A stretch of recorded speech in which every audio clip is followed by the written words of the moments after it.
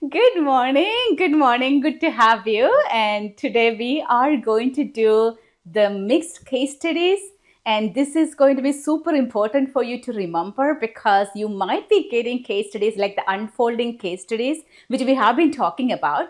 So like one case and there is going to be 6 steps. So 6 questions from one case study and you will be getting a minimum of 3 of them.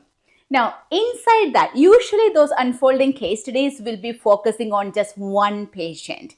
However, you might also get unfolding case study, which means just one case study, but in that case study itself, there is multiple clients.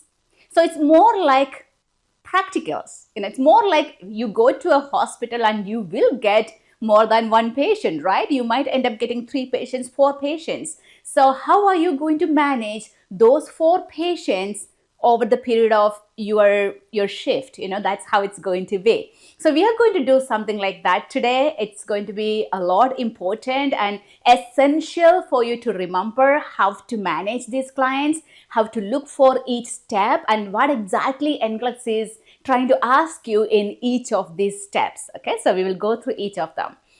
A nurse has been assigned the following clients for the shift. So there are 4 patients and we are going to say client A, client B, client C, client D. But in the actual exam, you may have other names in it. You may have tabs where you have to keep, like clicking on those tabs to open more information. Okay, so make sure that you are doing that. So client A, a 72-year-old client with a known history of chronic heart failure, was admitted overnight for worsening shortness of breath. The client states, I couldn't sleep at all because I felt like I was suffocating when I lay flat. The client is sitting upright in bed.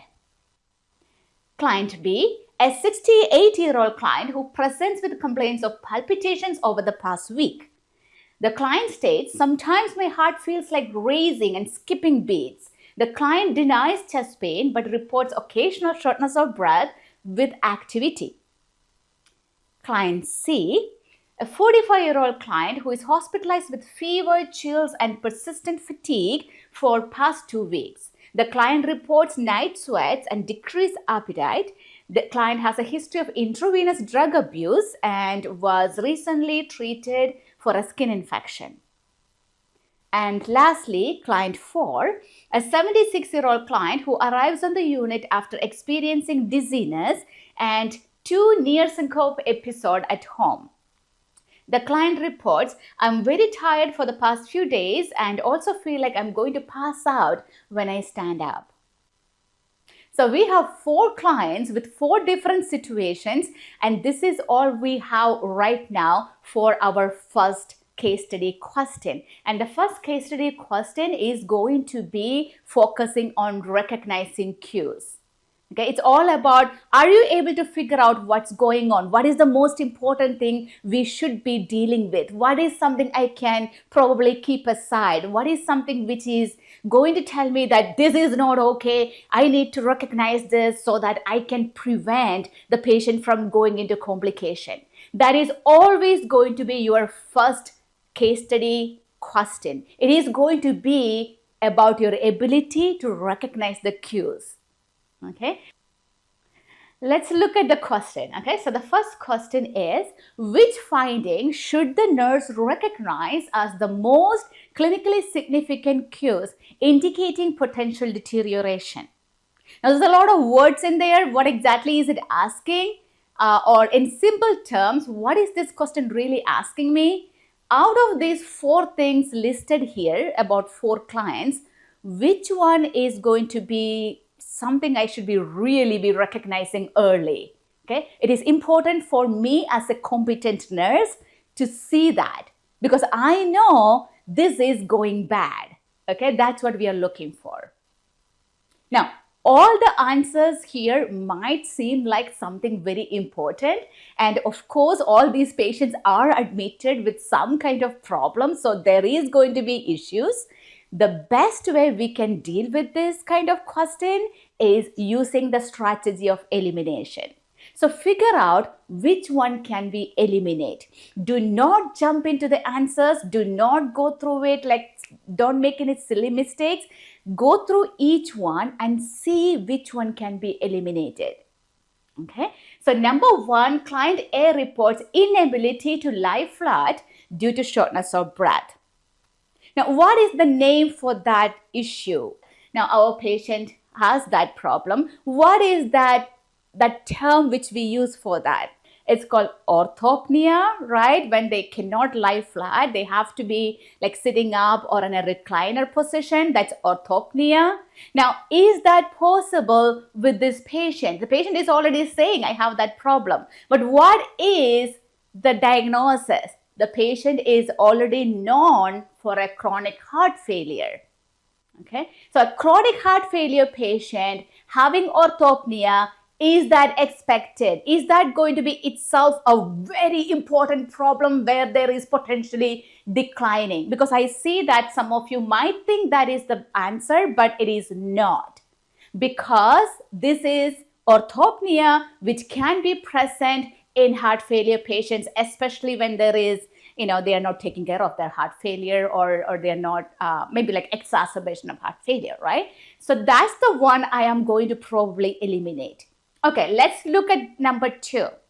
Client B reports occasional shortness of breath with activity.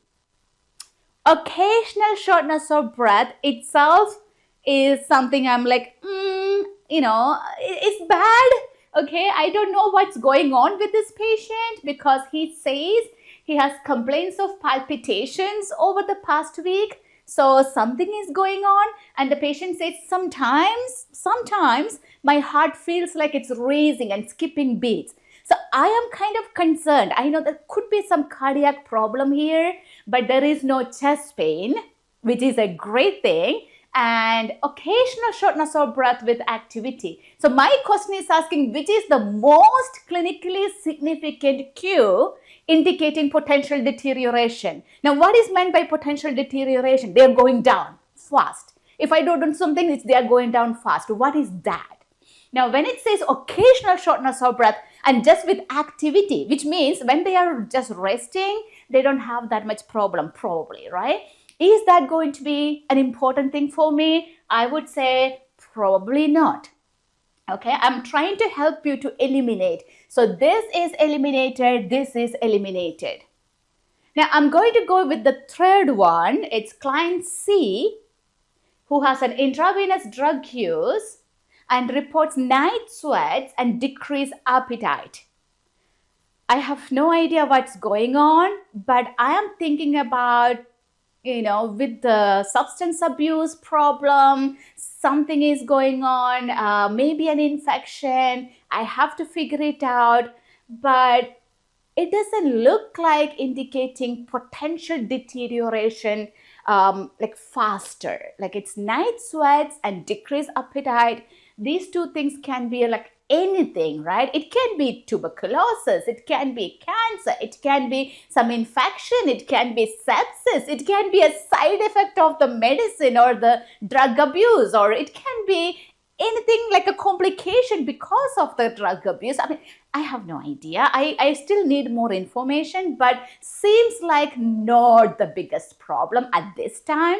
I will keep it, right? And I will look at D. And this says client D reports very tired, dizziness, and near syncope episode, which means they are like, and the patient is like, when they are getting up, they said that I feel like I'm falling when I get up.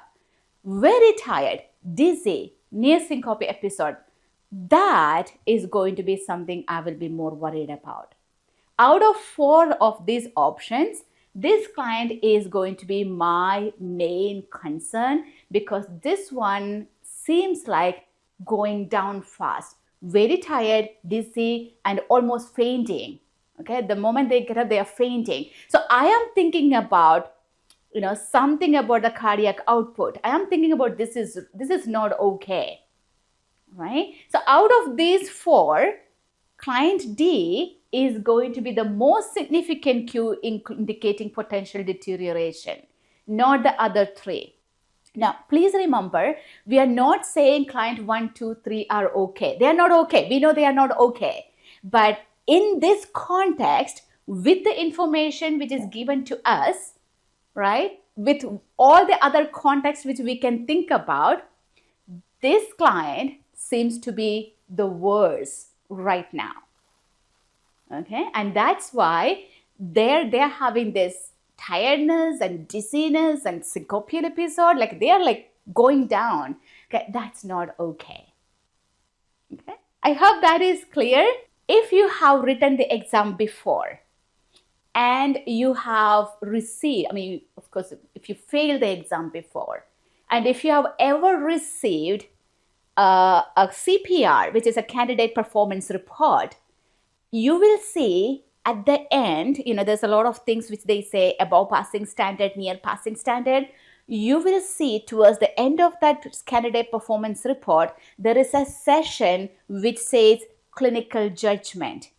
Look at that. Okay, get your CPR out. If you are a repeater, get your CPR out from the last exams and see where you stand in that clinical judgment area. And the first thing under that clinical judgment, you will see recognize cues. Those are your case studies. It tells you how did you perform in your case studies in your last exam.